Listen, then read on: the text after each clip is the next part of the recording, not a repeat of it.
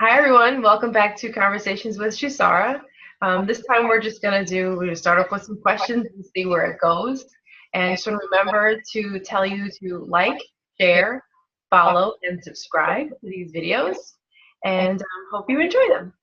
Mm-hmm. Okay, so my first question is, and this comes up a lot in satsang, and it's even come up a good amount so far in the Conversations with Shusara. And what you say is reference to, I don't know what the term is for. I think there's a term for the whole chunk of words. Your divine nature. It goes beginning, endless, formless, single, being, knowledge, bliss. So I was just wondering if you can explain that. Sure. Meaning, and that when you ask me to explain, I'm guessing you want me to kind of define it. Yes, and break it down. Okay. So your divine nature is comprised of those. It's the closest that kind of compilation of words that we can use to really point to who you are as the eternal. So, and it takes on certainly more and more meaning to you as you continue to do your work because you get glimpses into it. So from one sense, like I don't normally do this because it's certainly yours to experience yourself and yours to move into on your own.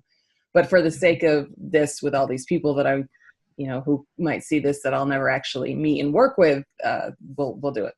So it starts with being beginningless. And that, I mean, it's all pretty self-explanatory, but beginningless literally means beginningless. There was no moment of the beginning as far as your beingness goes. You have always been, beginningless and endless go together. You have always been, you will always be, period. So in science, they like to look at like the Big Bang being that moment in time when the universe was launched into beingness, and what the ancient teachings show us, and certainly your own awareness will show you later, is that you transcend that.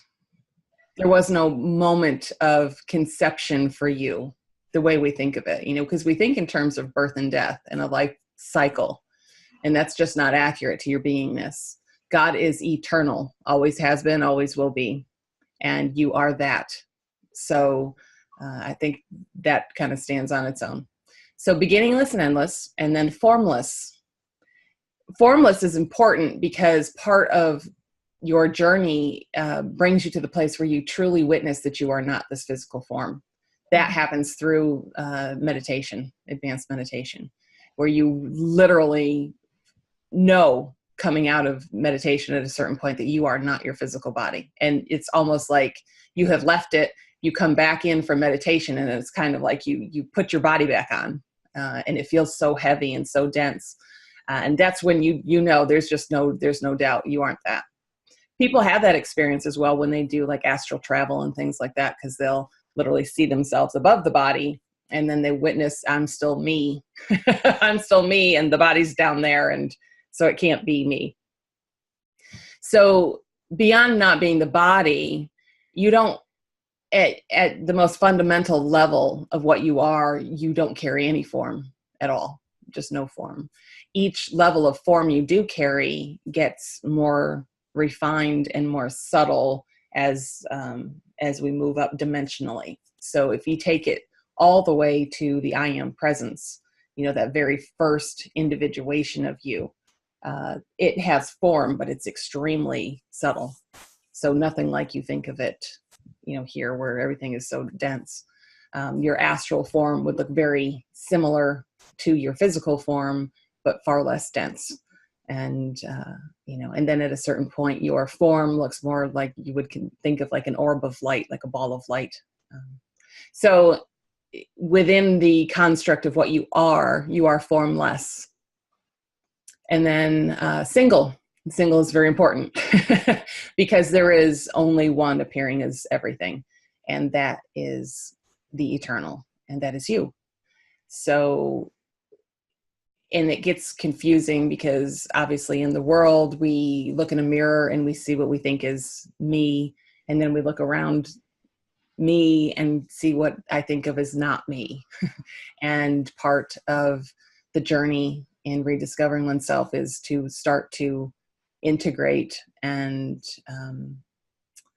what's the word I'm looking for? Actualize the understanding that everything is me. At a certain point, it's not me. Everything is God. But it starts with everything is me. And in seeing that, you do see that there's no separation if I'm all of it. And if I'm all of it, that is single, isn't it? It seems like it's a multiplicity, but at the same moment, paradoxically, it's singular, right? If all that is all that is, it's just one unit. And that's what you are. The eternal is just one unit. It's the eternal, and everything in existence, seen and unseen, exists within the eternal. So it is singular.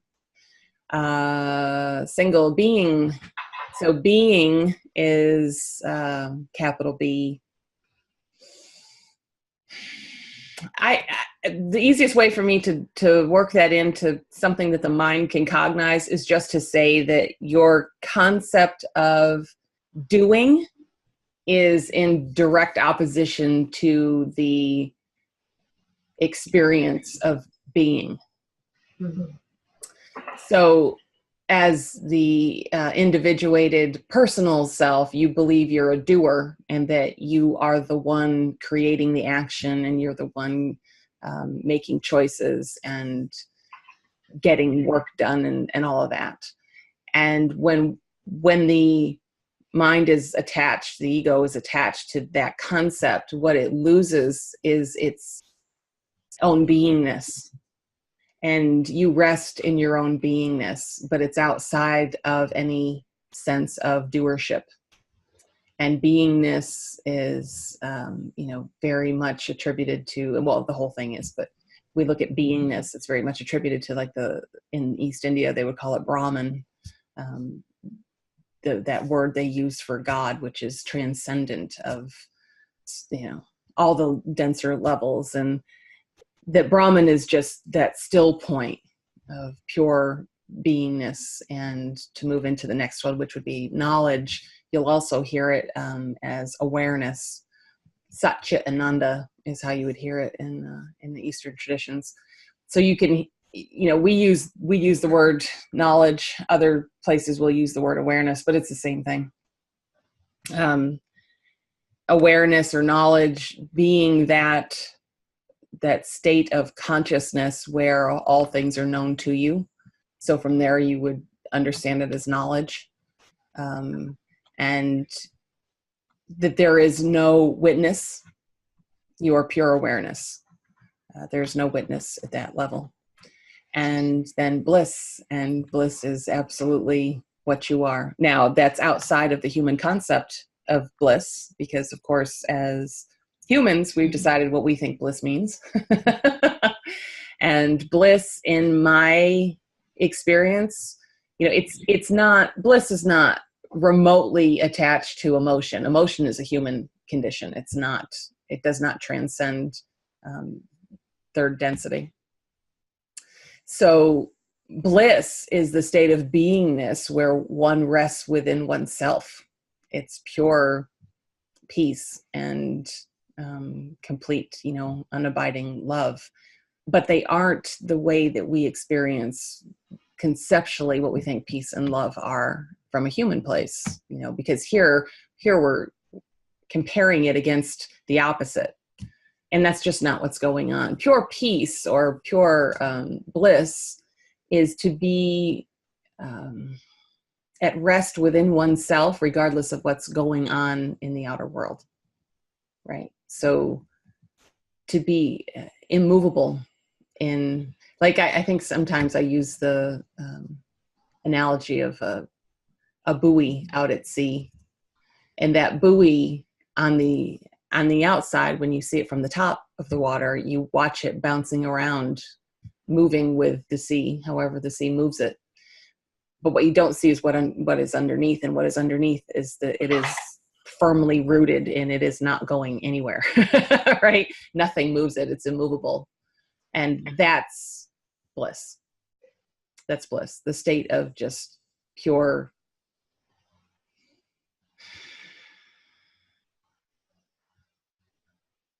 Well, it's love, but it's just hard to use that word because, humans will think of it as, I know what my concept of love is, and I know the feeling I have of love when I feel like I'm experiencing love. And so I feel like that means that I have to hold that energetic all the time in order to be rooted there. And that's not accurate. It's because it's not a feeling. Mm-hmm. And that's where it gets hard with to really point to these things, because they aren't emotions. And it's a beingness, it's not something you do or something you feel. It's what you are. And that's where it can get a little tricky. But yeah, in essence, that's what beginningless, endless, formless, single being, knowledge, bliss means, And the words don't really mean anything ultimately, but they come the closest to really pointing to what you truly are. So, can I ask, and this just kind of occurred to me, when as students or seekers, when you're on I'm going to say conscious path, mm-hmm. do you tend to experience each of them, beginningless, endless, formless, single, being, knowledge, bliss? Do you tend to experience, I don't want to say that they're hierarchical, but like I'm thinking about like my own experience and like certain experiences that kind of lock in for you. Mm-hmm. And I feel like you hit points where you're like, oh, okay. And then you hit another one and it's like, oh, is that possible? It's a good, I've never looked at it that way. It's an excellent question, but it's never come into my awareness to see it as something that would come in stages. Yeah, because I feel like, I think I hit the first 4. Check those off your list. Yeah. And I think the other 3 are not as easy to attain, and that if you do, they might be like milliseconds of experience at first. But I think as time goes on and you do this work, that it develops for you, hitting it more and more and more. But I feel like even those are kind of stacked as far as you being able to hit them, or experience them. Yeah, there might be something to that. Like I said, I've never looked at it that way, but it does. Beginningless and endless, I would say, probably is about the first thing that comes in for people, because you got to wrap yourself around it mentally first. And just that is, not a small undertaking to really sit with, what does it look like that there was never a beginning, that I have always been, always. I mean, and like now it messes with your concept of time and like all of it. But that does seem to come in first. Formless and single could be interchangeable, I think, because to see the singularity could certainly come before experiencing oneself as not being a body. Mm-hmm.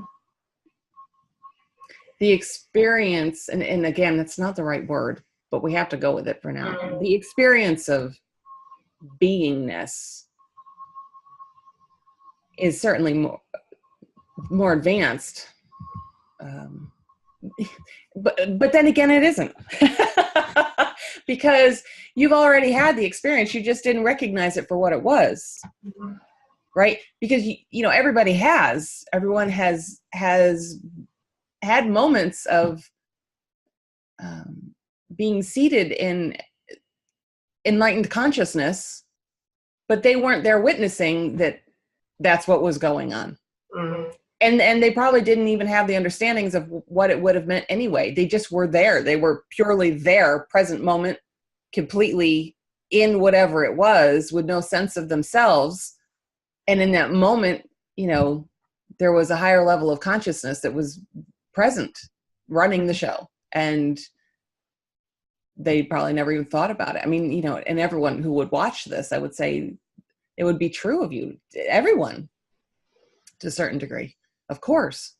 And it's an interesting thing on the journey that there's so much doingness wrapped up in making the leap to the place where you recognize that none of it was required. But it had to happen, because without that, it's almost like without that, you couldn't appreciate what you actually had. It wasn't necessary, but you couldn't see it until you went through it. And now on the back side of it, now you see it for what it is. And that's when you go, oh my gosh, like I never had to do any of it, which is where so much laughter comes from. I think that's one of my favorite things. I don't know if the Buddha actually said it or not, but I love the quote that's attributed to the Buddha, that the Buddha says, when you finally see how perfect everything is, you will tilt your head back and laugh at the sky or laugh at the stars, whatever it is. And I love that, because that's absolutely accurate. And everyone that I know who has had that experience, it's been the same thing. Just ridiculous amounts of laughter because it's so perfect. It's so perfect and so funny. The ego, if it experienced it, would find it, the ego might say, well, that's one sick joke, that's just wrong. But when you're actually seated on the other side of it, it's hysterical. It's just hysterical. So yeah, it's an interesting question. I don't know that I have the definitive answer for that, but yeah, I mean, there may be something to that. Okay. Hi everyone, welcome back to Conversations with Shusara. And this one, we're just going to go with some questions that we have for her. And just want to make sure that you remember to like, share, follow these videos, and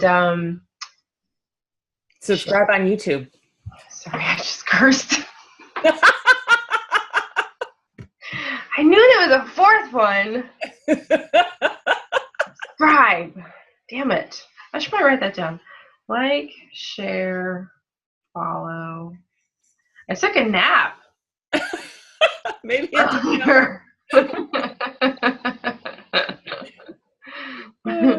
funny.